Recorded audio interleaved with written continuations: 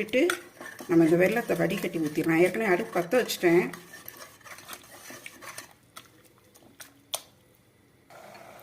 வெல்லத்தை வடிகட்டி ஊற்றிடலாம். ஏற்கனவே நம்ம தண்ணியில் வெல்லத்தை போட்டு கொதிக்க வச்சுருந்தோம் கரையிறதுக்காக.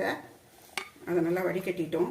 இப்போ இந்த வெல்லமும் இந்த கடலைப்பருப்பும் சேர்ந்து நல்லா கொதிக்கட்டும், சேரணும். அந்த வெல்லத்தோட இந்த ரா ஸ்மெல் போகணும். அதுக்கப்புறம் தான் நம்ம அந்த தேங்காய் முந்திரி பருப்புலாம் சேர்க்கணும். திரும்ப கூட குக்கரை மூடி வச்சு ஒரு 4 சவுண்டு வர விடலாம்.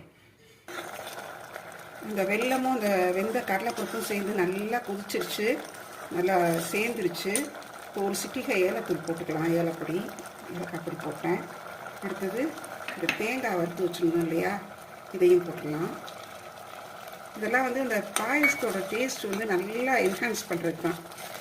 எவ்வளோ கூட நம்ம மற்றெல்லாம் சேர்க்குறோமோ அவ்வளோ கூட நல்லாவே இருக்கும். இப்போ முந்திரி பருப்பும் பாதாம் பருப்பும் வறுத்து வச்சுருந்ததையும் போடுறேன்.